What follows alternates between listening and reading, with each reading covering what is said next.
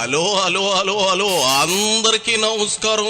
ఎలా ఉన్నారు? బ్రహ్మాండంగా ఉన్నారు. నాకు తెలుసు కదా.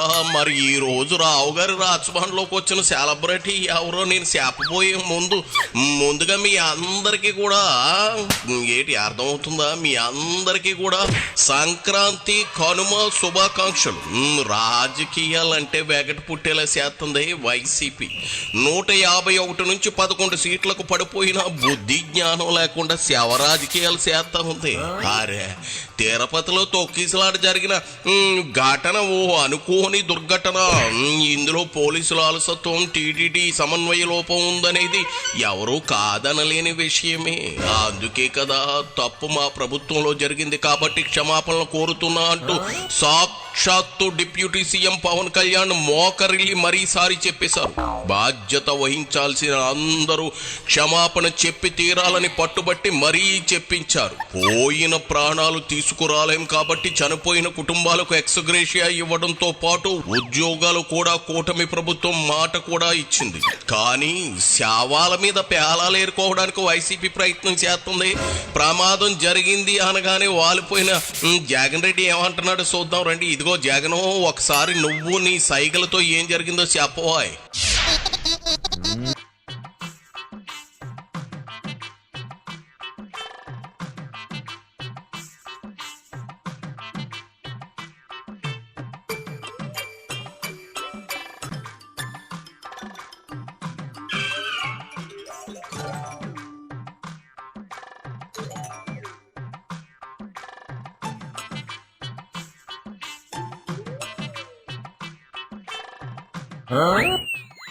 ఆ సైకిల్కి అర్థం ఏంటి నాయన?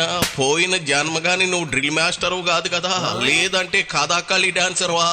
ఈ సైకిల్తో బొత్తిగా ఏమీ అర్థం కావడం లేదు. కానీ ఇదిగో డైలాగులు బెటరే. అసలు ఏమైందో చెప్పు నోటుతో. కూడా ఒక గ్రూప్ గా ఫామ్ చేసి ఒక చోట ఆ కౌంటర్ పక్కన అందరినీ పెట్టి ఆ తర్వాత అందరినీ కూడా న్యాయానికి పెట్టే కార్యక్రమం చేస్తారు. దీనివల్ల ఈ ఘటనలు జరిగాయి. ఇదే పోలీసులు, ఇదే చంద్రబాబు నాయుడు గారు ఎంత దిక్కుమాలిన అబద్ధాలు ఆడుతా ఉన్నారు అని అంటే, ఇదేదో ఒకే ఒక చోట జరిగింది, అది కూడా తప్పే. విష్ణు నివాసం వీళ్ళు ఫైల్ చేసిన ఎఫ్ఐఆర్ కాపీలో విష్ణు నివాసం దగ్గర ఒకరు చనిపోయిన ఎఫ్ఐఆర్ రిజిస్టర్ అయింది. బైరాగి పట్టడిలో 5 మంది చనిపోయినట్టు మరో ఎఫ్ఐఆర్ రిజిస్టర్ అయింది. ఇక్కడ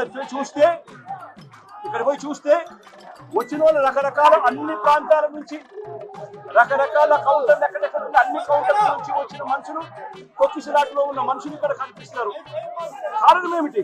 కారణం ఏంటి అంటే ఈసారికి ఆదేశించారు కాబట్టి కారణాలన్నీ బయటకు వస్తాయి. ఈ లోపే నీ ఏకపాత్రాభినయ అవసరమా? అయినా అనుకోని ఓ ప్రమాదం జరిగితే అక్కడికి వారిని పరామర్శించడానికి వచ్చిన నీకు ఆ జేజేలేంటి? జగన్ జై జై అంటూ ఆ నినాదాలేంటి? మనుషులా పశువులా? ఓదార్చడానికి వచ్చావనుకున్నారా? రిబ్బన్ కటింగ్కి వచ్చావనుకున్నారా? సిగ్గుండక్కర్లా? నువ్వైనా చెప్పాలి కదా. టీటీడీ అనే ఒక వ్యవస్థ ఇంత ఇంపార్టెంట్ రోజున, వైకుంఠ ఏకాదశి రోజున ఇన్ని లక్షల మంది వస్తారు అని సంగతి తెలిసి ఇంత దారుణమైన అరేంజ్మెంట్ చేయడం జరిగింది. దీంట్లో బాధ్యులు ఒక టీటీడీ ఒకటే కాదు. TTD, entire SP, police department, collector, entire revenue department, వీళ్ళందరూ కూడా దీంట్లో భాగస్వామి, ఇంక్లూడింగ్ చంద్రబాబు నాయుడు గారు. చంద్రబాబు నాయుడు గారు సొంత జిల్లా అన్న సంగతి తెలుసు. చంద్రబాబు నాయుడు గారి ప్రతి సంవత్సరం ఈ వైకుంఠ ఏకాదశి నాడున ఎన్ని లక్షల మంది జనాభా వస్తారన్న సంగతి తనకు తెలిసి ఉన్నా కూడా తన ప్రోగ్రామ్ 6వ తారీఖు, 7వ తారీఖు, 8వ తారీఖు తన ప్రోగ్రాం పెట్టుకుని ప్రత్యామ్నాయ అరేంజ్మెంట్ చేయకుండా పోలీసులు మొత్తం తన అరేంజ్మెంట్ కోసం పిలిపించుకొని ఇక్కడ గాలికి వదిలేసిన పరిస్థితుల మధ్య ఈ ఘటన చోటు చేసుకోవడం జరిగింది. ఇప్పుడేమంటావు? టీటీడీది చైర్మన్ నుంచి కలెక్టర్ వరకు అందరినీ పీకేయమంటావా ఏంది? మరి పాలిమర్ గ్యాస్ ఉదంతంలో తాము ఎంతమందిని పీకేశారు? ఆ మధ్య అదే ఈ హయాంలో బోటు ప్రమాదం జరిగి 55 మంది చనిపోతే ఎంతమంది బాధ్యులను చేసి జైలుకి పంపావు? సొలిసేపమాక 6 చనిపోయారు, 30 మంది వరకు గాయపడ్డారు. నువ్వు మీ పార్టీ నుంచి రాజకీయం కాకుండా వారి కుటుంబాలకు ఏమైనా చేసేది ఉందా? ముందు అది చెప్పు, ఆ తర్వాత నీ ముచ్చట్లని చెప్పొచ్చు. అది సరే, ఆ రోజా ఏంటో నీ చెవిలో కొరుకుతా ఉంది, ఏంటో ఈను ఏంటంట? ఈ ఘటనలో ఇప్పటికే 6 మంది చనిపోవడం జరిగింది. హాస్పిటల్లో ఉన్న వాళ్ళను అందరినీ కూడా పరామర్శిస్తే దేవుని దయవల్ల ఇప్పుడు హాస్పిటల్లో ఉన్న వాళ్ళు అయితే మాత్రం మరి సీరియస్ గా చనిపోయేంత పరిస్థితిలో ఉన్న వాళ్ళు ఎవరు లేరు అని తెలుసుకోవడం రాష్ట్రంలో సంతోషం. కానీ తీరా చూస్తే దాదాపుగా రుయా హాస్పిటల్, ఈ హాస్పిటల్ అన్ని చోట్ల కలుపుకుంటే దాదాపుగా కనీసం అంటే ఉజ్జాయింపుగా నెంబర్లు చెప్తా ఉన్నారు. ఇక్కడైతే 35 మంది చెప్తా ఉన్నారు. రుయా హాస్పిటల్లో ఎంతమంది ఉన్నారు అన్న సంగతి నాకు ఇంకా పూర్తిగా నెంబర్లు చెప్పలేదు. అక్కడి నుంచి ఇక్కడికి పంపించినాను అని చెప్పి నెంబర్లు చెప్తా ఉన్నారు. ఇక్కడ 2 చనిపోయినారు, రుయా హాస్పిటల్ 4 చనిపోయినారు అనే ఇన్ఫర్మేషన్ ఉంది. దాదాపుగా ఉజ్జాయింపుగా 50-60 మంది తొక్కిసలాటలో గాయాలై ఉన్న పరిస్థితుల మధ్య పేషెంట్ కనిపిస్తా ఉన్నారు. మొత్తం మీద గాయపడిన వాళ్ళు 30 మంది, వాళ్ళకు కూడా అంత తీవ్రమైన గాయాలు ఏవి అవ్వలేదని డాక్టర్లు చెప్తా ఉన్నారులే జగన్ రెడ్డి. ఆ రోజు ఇదిగో రోజా మాట విని 50 నుంచి 60 మంది గాయాలు పాలయ్యారని అబద్ధాలు చెప్పి జాంకాయలా మారమాక. ఓడిన ఆడది పాకలో బళ్ళు 2 ఒకటేనని చిన్నప్పుడు మా తాత చెప్పేవాడు. ఎందుకైనా మంచిది ఆ ఓడిన రోజాను దూరంగా ఎట్టుకో.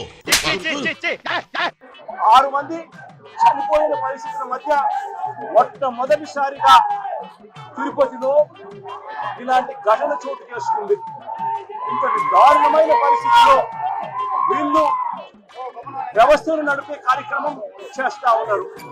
ఇక్కడ ఉన్న డిపార్ట్మెంట్, ఇక్కడ ఉన్న పోలీసులకు, ఇక్కడ ఉన్న టీటీడీ సంబంధించిన పెద్దలు, వీళ్ళెవరికి కూడా అసలు టీటీడీ అన్నది ఎందుకుంది, టీటీడీ అన్న దాని విశిష్టత ఏమిటి, ఇక్కడ ఉన్న పోలీస్ డిపార్ట్మెంట్ కానీ, ఇక్కడ ఉన్న కలెక్టర్లు కానీ, ఎస్పీలు కానీ వీళ్ళు టీటీడీకి సంబంధించిన ఇటువంటి ఇంపార్టెంట్ రోజుల్లో ఎటువంటి జాగ్రత్తలు తీసుకోవాలి అని చెప్పి వీళ్ళందరికీ కూడా దశాబ్దాలుగా ప్రోటోకాల్ ఉన్నా కూడా వీళ్ళెవరూ కూడా పట్టించుకున్న పరిస్థితులు లేరు.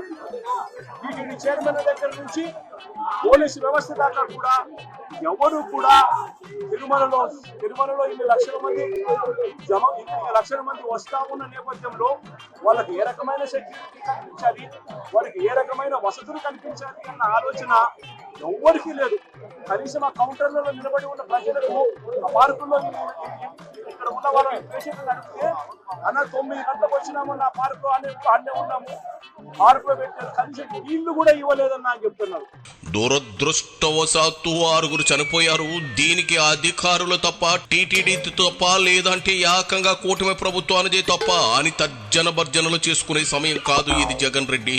రాజకీయాలు పక్కన పెట్టి వారి కుటుంబాలను నీ వంతుగా ఎలా ఆదుకుంటావో చెప్పు. పరామర్శలకు కూడా 200 మందిని వేసుకుని హాస్పిటల్ ఐసీయూలోకి వెళ్లి నీ తెలివితేటలో అమోఘం అని ఇప్పటికే జనం చర్చించుకుంటున్నారు.